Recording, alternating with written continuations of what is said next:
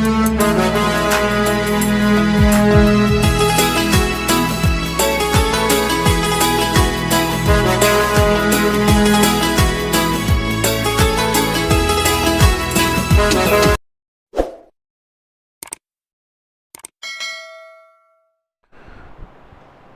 गुरुदेव विद्यार्थी मित्रों, धोरण 9 सामाजिक विज्ञान आजे આપણે બીજા એકમની ચર્ચા કરવાના છીએ। મિત્રો, પહેલા એકમમાં ઐતિહાસિક ઘટનાઓની ચર્ચા છે, જેવી કે વિદેશથી ભારતમાં વેપાર અર્થે યુરોપીય પ્રજાઓનું આગમન, વિવિધ યુરોપીય પ્રજાઓ વચ્ચેના સત્તા સંઘર્ષો, અંગ્રેજોની સર્વોપરિતા અને ભારતીય રાજનીતિમાં હસ્તક્ષેપ, એક પછી એક પ્રદેશો ઉપર આધિપત્ય સ્થાપિત કરતી ઈસ્ટ ઇન્ડિયા કંપની લગભગ 1857 સુધીમાં પૂરા ભારતમાં પોતાનું આધિપત્ય જમાવી ચૂકી હતી। એમની કેટલીક અન્યાયી નીતિઓ, એમની અપ્રિયતા, એમને કારણે મહારાણી વિક્ટોરિયાએ ઢંઢેરો ટીપાવી અને સત્તા બ્રિટિશ શાસનને હસ્તગત કરી। 1858 પછીથી દેશમાં વાઇસરોય દ્વારા કેનિંગથી માઉન્ટ બેટન સુધી સીધું તાજ હેઠળનું શાસન આણવામાં આવેલું।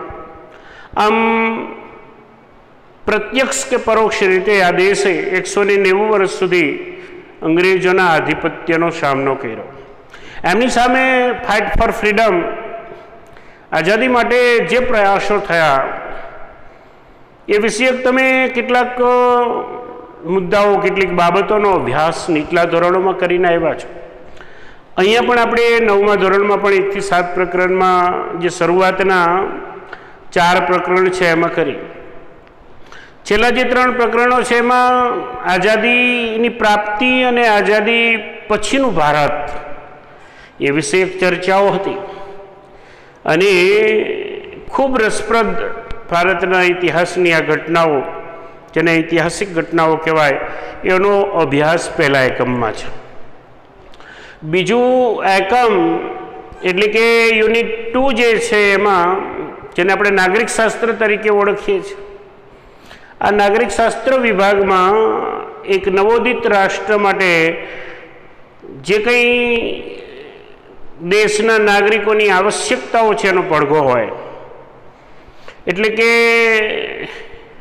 નૂતન રાષ્ટ્રનું નિર્માણ, એક આધુનિક રાષ્ટ્રના નિર્માણ માટે જે કંઈ જરૂરત હોય, સરસ મજાનું બંધારણ ઘડવામાં આવ્યું। એ બંધારણને અનુરૂપ દેશની સરકાર ચાલે એવું સરકારનું માળખું તૈયાર કરવામાં આવ્યું। ન્યાયિક પ્રક્રિયાઓ અને શાસનમાં જે લોકો આવે છે સત્તા પર, એ યોગ્ય એક પ્રણાલી નક્કી કરવામાં આવી, જે ચૂંટણી પ્રક્રિયા છે। એ વિષયક ચર્ચા આ યુનિટમાં કરવાના છીએ। અને આ યુનિટનું પ્રથમ પ્રકરણ અનુક્રમ પ્રમાણે જોઈએ તો 8મું પ્રકરણ, તમારું જે પાઠ્યપુસ્તક છે એને 20 પ્રકરણના ઇન્ડેક્સ પ્રમાણે પ્રકરણ નંબર 8 અને યુનિટ 2નું ફર્સ્ટ ચેપ્ટર 8મું પ્રકરણ ભારતના રાજ્ય બંધારણનું ઘડતર અને તેના લક્ષણોની ચર્ચા આપણે આ પ્રકરણમાં કરવાના છીએ। શરૂઆત કરીએ બંધારણના અર્થથી। બંધારણ કોને કહેવાય? રાજ્ય બંધારણના ઘડતરની વાત કરવાની છે, એટલે પહેલાં એ સ્પષ્ટ કરીએ કે બંધારણ એટલે શું।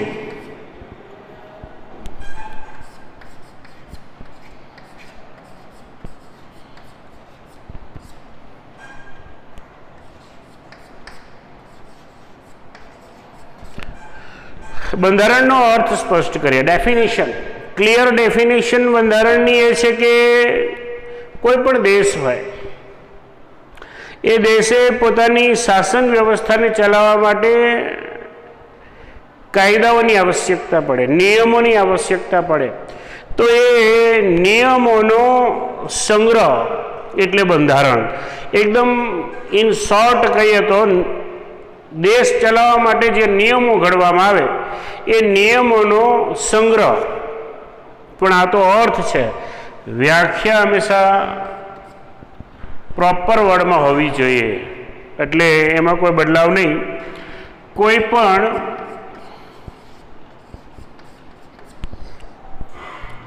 દેશનું શાસન ચલાવવા માટે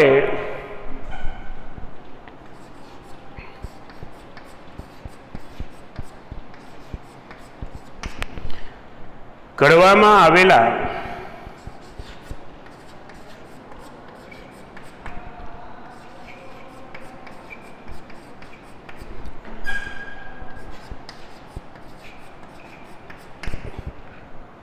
નિયમોના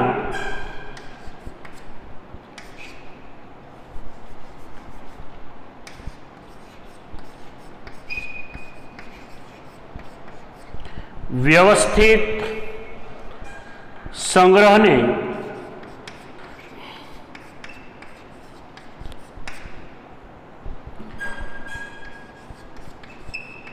દેશનું બંધારણ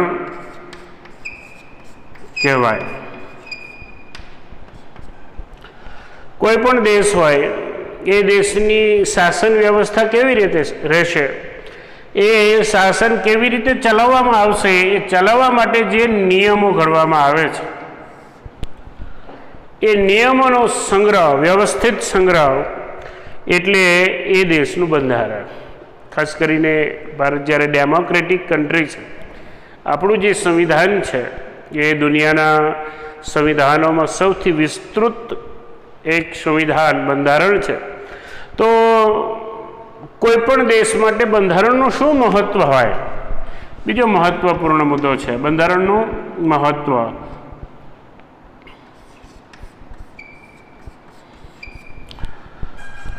બંધારણનું શું મહત્વ હોય છે?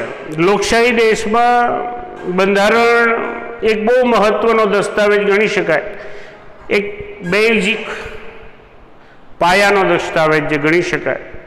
કેમ કે બંધારણીય જોગવાઈઓ અનુસાર દેશમાં સરકાર ચાલતી હોય છે. સરકાર ઈચ્છે ને કોઈ નવા કાયદાઓ લાવવાનું એમની તત્પરતા હોય, કેમ કે સમય બદલાશે એમ લોકોની અપેક્ષાઓ બદલાય, મહત્વાકાંક્ષાઓ બદલાય, જરૂરતો બદલાય, એમ કાયદામાં પણ નવું સ્વરૂપ આપવું પડે. એટલે સમયાંતરે બદલાયેલી માંગ અનુસાર નવા જે કાયદા તત્કાલીન સરકારો જે પણ લાવતી હોય કે વર્તમાન સરકાર લાવે તો એ બંધારણ સાથે સુસંગત હોવો જોઈએ. આ બંધારણનું સૌથી મોટું મહત્વ છે.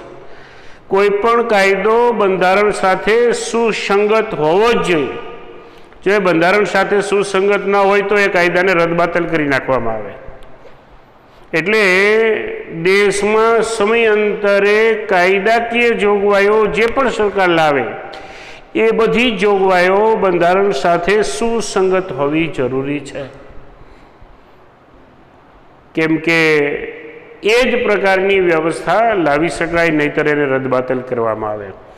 આમ લોકોનું જે સમયાંતરે બદલાવ, જીવન દસ્તાવેજ, સમયાંતરે નવી નવી વ્યવસ્થાઓ ઊભી થાય, સમાજ ક્ષેત્ર, અર્થવ્યવસ્થા, સામાજિક માળખામાં બદલાવ, રાજકીય માળખામાં બદલાવ, તો ત્યાં નવા કાયદાઓની આવશ્યકતા ઊભી થાય, નવા નિયમોની આવશ્યકતા ઊભી થાય.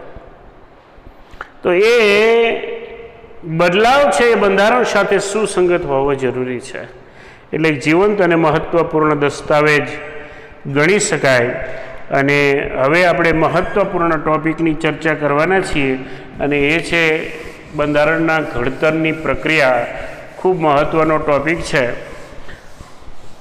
આગળ તમે જે સ્પર્ધાત્મક પરીક્ષાઓ જ્યારે પણ આગળ ભણીને નોકરી માટે પ્રયાસો કરતા હશો અને એવા સમયે સ્પર્ધાત્મક પરીક્ષાઓ આપવાની થતી હોય એ પ્રકારની પરીક્ષાઓમાં સામાજિક વિજ્ઞાન તમને ખૂબ યુઝફુલ બનશે. કદાચ ત્યારે તમને યાદ આવશે કે આવી બધી ઇન્ફોર્મેશન એ આપણે જ્યારે નીચલા ધોરણોમાં પ્રાથમિક હોય કે માધ્યમિક હોય એ અભ્યાસ કરતા હતા ત્યારે સામાજિક વિજ્ઞાન એ વિષય એક સમૂહ છે જેમાં ઇતિહાસ હોય, નાગરિક શાસ્ત્ર હોય, અર્થશાસ્ત્ર હોય, ભૂગોળ હોય અને આ બધી માહિતી દેશને લગતી જે છે એ તમને આગળ જતાં ભવિષ્યમાં ખૂબ ઉપયોગી બનવાની છે. એટલે આજે તો તમારા સિલેબસનો એક ભાગ છે. એવું પણ બની શકે કે ભવિષ્યમાં તમે જ ત્યારે તમારું કરિયર તૈયાર કરવા કંડારવા જઈ રહ્યા હોય ત્યારે પણ આ માહિતીઓ ઉપયોગી બને. એટલે ઝીણવટપૂર્વક સમજવાનો પ્રયાસ કરજો. તમારી ટેક્સ્ટબુકને સાથે રાખીને એ સમજો, સરળતાથી આવડી જશે. બહુ સહેલી વાત છે અને અગત્યની એક પ્રક્રિયા બંધારણનું ઘડતરની પ્રક્રિયા છે.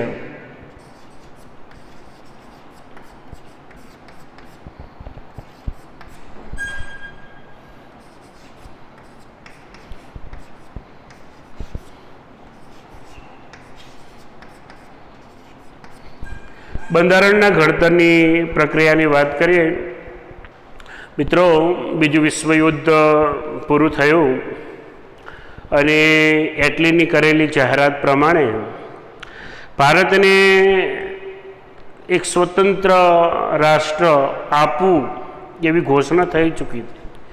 મતલબ બ્રિટિશ આધિપત્યમાંથી મુક્તિની લગભગ મહોર લાગી ચૂકી હતી. પરંતુ ભારત આઝાદ થાય અને પછી એમની વ્યવસ્થાઓ જળવાઈ રહી. અલગ અલગ પ્રાંતોમાં વેચાયેલો વિશાળ ભૌગોલિક દેશ એકજૂટ બનીને રહી શકે એવી વ્યવસ્થાઓ ઊભી થાય એ હેતુથી ભારતમાં આઝાદીની પ્રક્રિયાને વેગવંતી બનાવવા અને બંધારણીય વ્યવસ્થા ઊભી કરવા માટે 25મી માર્ચ 1946ના રોજ એક મિશન આવ્યું, જે મિશનનું નામ હતું કેબિનેટ મિશન. માત્ર 3 સભ્યોનું બનેલું આ કેબિનેટ મિશન બ્રિટન તરફથી ભારત માટે જે મિશન મોકલવામાં આવતા હતા એમાં છેલ્લું હતું. કેમ કે આને આઝાદી આપવાની પ્રક્રિયા પૂરી કરવાની હતી. એટલે 25મી માર્ચના રોજ ભારતમાં એક આઝાદીનો આમ જોઈએ તો તોહફો લઈને આવેલી આ છેલ્લી વ્યવસ્થા કેબિનેટ મિશન 3 સભ્યોનું બનેલું આ મિશન જ્યારે ભારતમાં આવ્યું ત્યારે એમને ભારતીય વ્યવસ્થા અંતર્ગત એક વ્યવસ્થા ઊભી કરવાની હતી, બંધારણીય સભાની. બધાને પોષાય, બધા લોકોનો સમાવેશ થાય એવી બંધારણીય સભા બનાવવામાં આવી.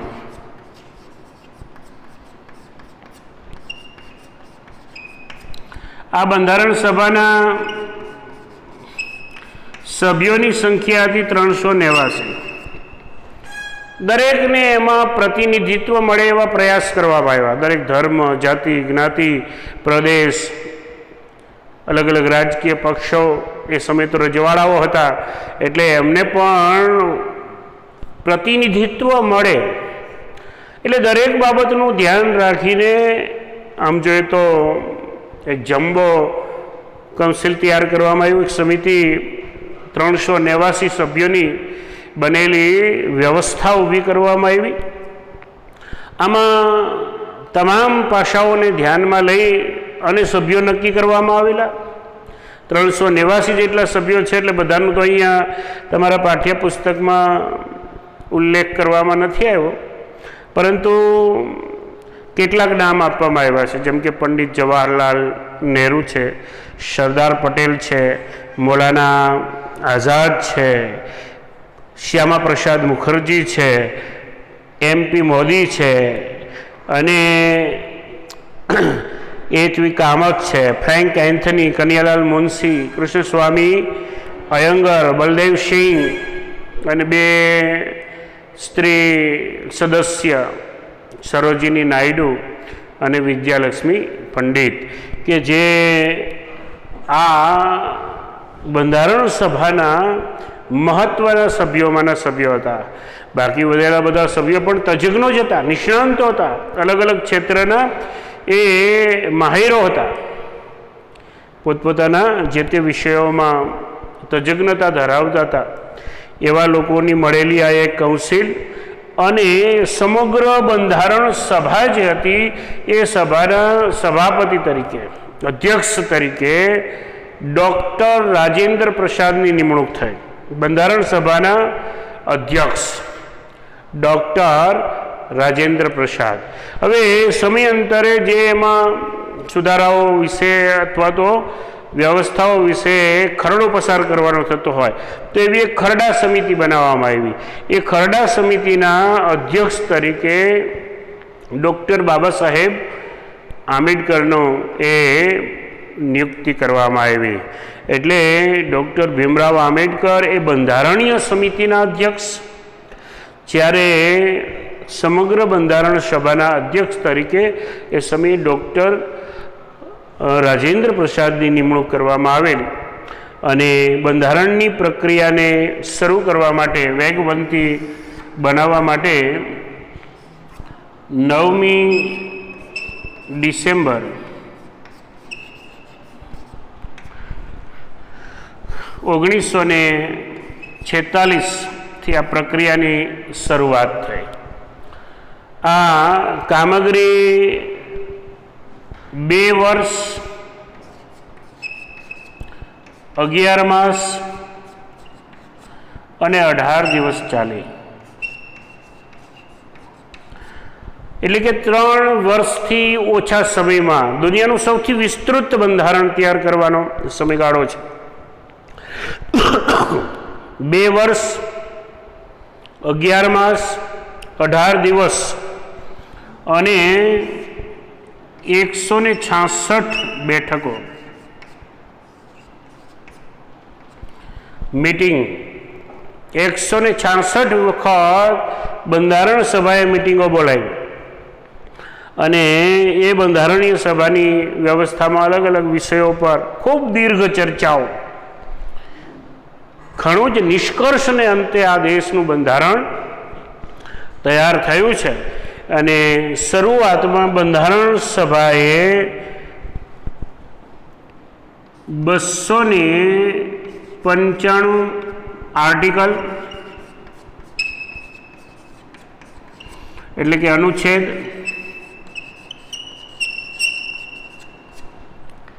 અને 8 પરિશિષ્ટ. અનુચ્છેદોની સંખ્યા હતી 295 પ્રારંભિક છે અને 8 પરિશિષ્ટ હતા. જ્યારે નવું સ્વરૂપ આપવામાં આવ્યું ત્યારે 395 અનુચ્છેદ અને 9 પરિશિષ્ટ. એટલે જે નવી વ્યવસ્થામાં સુધારા વધારાના અંતે થઈ તો આર્ટિકલ્સ છે, કલમ જેને આપણે બોલીએ છીએ, એ 395 કલમો અને 9 અનુચ્છેદ પરિશિષ્ટ એ તૈયાર થયા. અને આવું તૈયાર થયેલું એક વ્યવસ્થિત બંધારણ દેશની તત્કાલીન વચગાળાની જે સરકાર હતી એ વચગાળાની સરકારને સોંપી દેવામાં આવ્યું.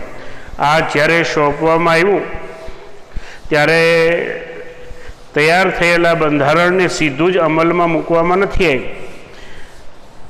કેમ કે આપણે જાણીએ છીએ કે આપણા દેશનું બંધારણ સભાએ તૈયાર કરીને દેશની સંસદને 26મી નવેમ્બર 1949ના દિવસે આપી દીધું. આ એક રસપ્રદ ઐતિહાસિક બાબત છે, તમને સાંભળવી ગમશે. 26મી જાન્યુઆરીએ તૈયાર થઈ ગયું હોય તો પછી 1-2 દિવસમાં જ અમલમાં મૂકવામાં પ્રશ્ન શું હતો? કેમ ભારતની એ સમયની સરકારે 26મી જાન્યુઆરી 1950 26મી જાન્યુઆરીના દિવસને કેમ પસંદ કર્યો? એ એક રસપ્રદ વાત છે. 26મી નવેમ્બરે તૈયાર થયું તો પછી 2 મહિના લેટ આમ પાછળ જવા દેવું, નવેમ્બરની જગ્યાએ ડિસેમ્બરની છેક જાન્યુઆરીમાં એ 26 તારીખે લઈ જવું, એ પાછળનું રહસ્ય હિસ્ટોરિકલ છે, જાણવું તમને ગમે એવું છે. મિત્રો, જ્યારે આઝાદીની લડત ચાલતી હતી ત્યારે 1930માં રાવી નદીના તટે જે કોંગ્રેસ અધિવેશન બોલાવવામાં આવેલું, ત્યાં મળેલા આઝાદીના લડવૈયાઓએ એવું નક્કી કર્યું કે હવે પછીથી દર વર્ષે 26મી જાન્યુઆરીના દિવસને સ્વતંત્ર દિવસ તરીકે ઉજવવું. સ્વતંત્ર દિવસ તરીકે 26મી જાન્યુઆરીના દિવસને ઉજવવાનું નક્કી 1930માં કરવામાં આવ્યું. અને એ આઝાદીના લડવૈયાઓ જે હતા, અંગ્રેજોથી ચોરી છુપીથી આ 26મી જાન્યુઆરીના દિવસને આઝાદી દિવસ તરીકે ઉજવતા હતા. પરંતુ સંજોગોવશાત આપણને આઝાદી 1947 15મી ઓગસ્ટે મળી, એટલે આપણો સ્વતંત્ર દિવસ 15મી ઓગસ્ટ થયો. 14મી ઓગસ્ટની મધ્યરાત્રિ, આફ્ટર મિડનાઇટ, એટલે આપણે 15 તારીખને ઉજવીએ છીએ. 15 તારીખે સ્વતંત્રતા પ્રાપ્તિ થઈ ગઈ. લાંબા સમય 17 વર્ષ સુધી જે દિવસને આપણે ભલે ચોરી છુપીથી પણ જે દેશના આઝાદીની એક ઉન્માદ સાથે પ્રાપ્ત કરવાની હતી, એ અપેક્ષાઓ, એ મહત્વાકાંક્ષાઓ, એ ઈચ્છાઓ સાથે જે આઝાદીના લડવૈયાઓએ સ્વતંત્ર દિવસ ઉજવ્યો હતો, એ દિવસ 26મી જાન્યુઆરી હતો. એ 26મી જાન્યુઆરીના દિવસને કાયમી યાદ બનાવવા માટે આવનારી પેઢીઓને પણ ખબર રહે કે કેમ ભારતનું બંધારણ 26મી નવેમ્બર 1949ના રોજ તૈયાર થયું હતું, તેની અમલવારી 26મી જાન્યુઆરી 1950 નક્કી કરવામાં આવી. તો એ નક્કી કરવા પાછળનો આવો હેતુ હતો. અને આપણા સંસદે 26મી જાન્યુઆરી 1950ના રોજ બંધારણને અમલમાં મૂક્યું. અને અમલમાં મૂકતાની સાથે દેશ પ્રજાસત્તાક રાષ્ટ્ર બન્યું.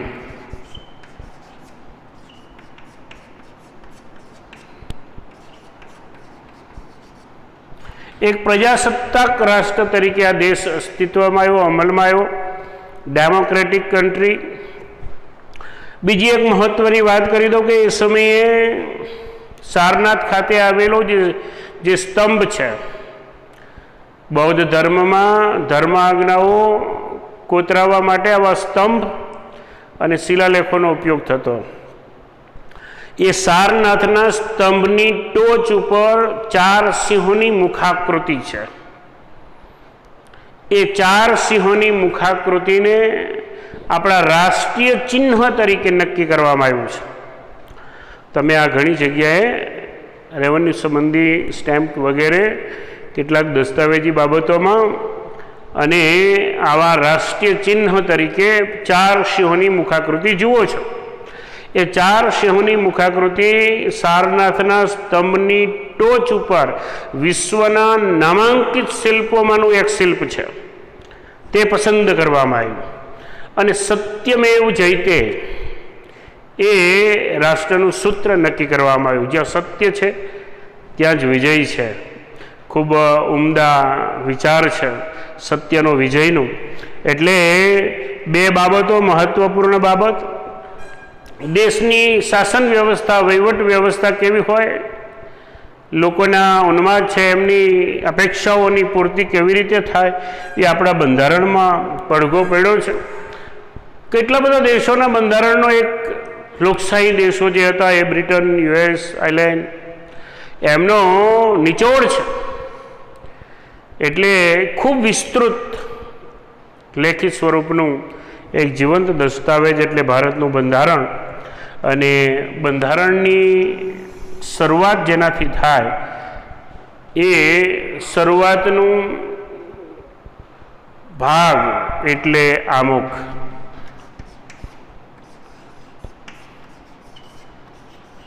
આમુખ શું છે, આવો તમારો ટોપિક આપ્યો છે, સમજવાનો પ્રયાસ કરીએ.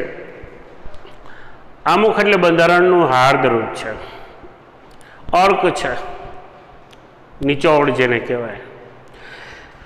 આમુખ એ બંધારણને સમજવાની ચાવી છે. જેમ કોઈ પણ ખજાનો છે ને લોક હોય તો લોક ખોલવા માટે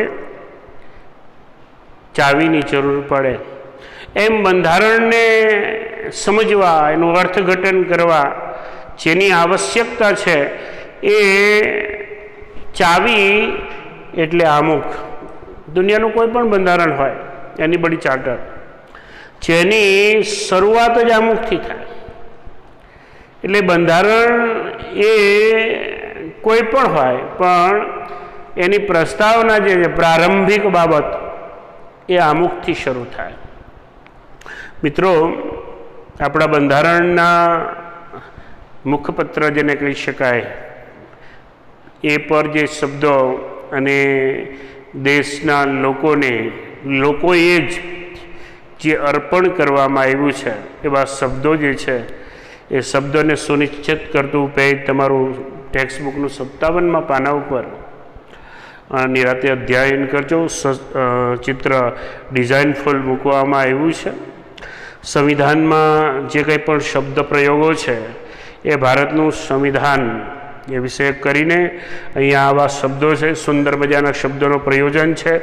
એવું લખ્યું છે કે અમે ભારતના લોકો, ભારત એક સાર્વભૌમ, સમાજવાદી, બિનસાંપ્રદાયિક, એકાત્મક પ્રજાસત્તાક તરીકે સ્થાપિત કરવાનો અને સર્વ નાગરિકોને સામાજિક, આર્થિક અને રાજકીય ન્યાય, વિચાર, અભિવ્યક્તિ, માન્યતા, ધર્મ અને ઉપાસનાની સ્વતંત્રતા, દરજ્જો અને તકની સમાનતા પ્રાપ્ત થાય એમ કરવાની અને તે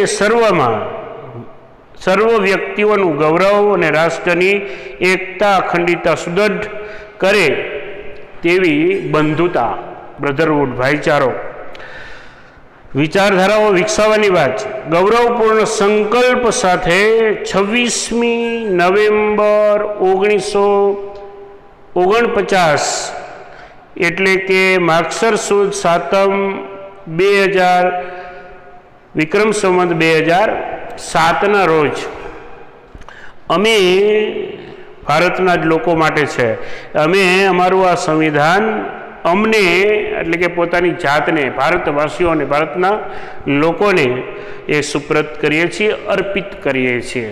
તો આવી એક શુદ્ધ ભાવના દર્શાવવામાં આવી છે. સમયાંતરે જ્યારે જ્યારે બદલાવની આવશ્યકતા ઊભી થઈ છે ત્યારે આપણા બંધારણમાં જરૂરી ફેરફારો થતા રહ્યા છે. એટલે તો દુનિયાના બંધારણોમાં ભારતનું બંધારણ એક જીવંત દસ્તાવેજ એ ગણી શકાય છે. અહીંયા એનું એક ઉદાહરણ છે, અને એ ઉદાહરણ એ છે કે 1976માં 42મો જ્યારે સુધારો થયો એ સમયે જે કેટલાક શબ્દો છે જે એડ થયા, હમણાં જ આપણે મુખપત્ર જે સંવિધાનનું આમુખનું હતું એનું પઠન કરતા હતા, એમાં જોયા એવા જ શબ્દોની વાત છે. સાર્વભૌમ શબ્દ પછી સમાજવાદી, બિન સાંપ્રદાયિક ઉમેરવામાં આવ્યા અને રાષ્ટ્રીય એકતા અને અખંડિતતા એ પણ શબ્દો એમાં ઉમેરવામાં આવ્યા છે. આ બંધારણનો મૂળભૂત હેતુ, ધ્યેય, આદર્શ આવી બધી બાબતોનો જેમાં પડઘો પડે છે, એ પડઘો એટલે આમુખ. આમુખ એ બંધારણને સમજવાની કી ચાવી છે.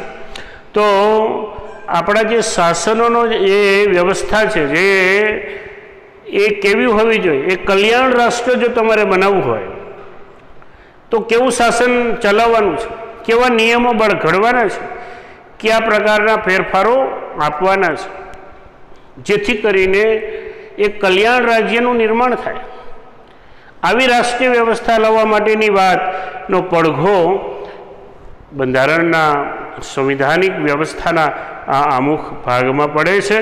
અને એ આમુખનું શું મહત્ત્વ છે, આમુખના આધાર સ્તંભો, આ બંનેની વાત અને બંધારણના લક્ષણોની વાત હવે પછી કરીશું. ત્યાં સુધી આવજો. જય ગુરુદેવ.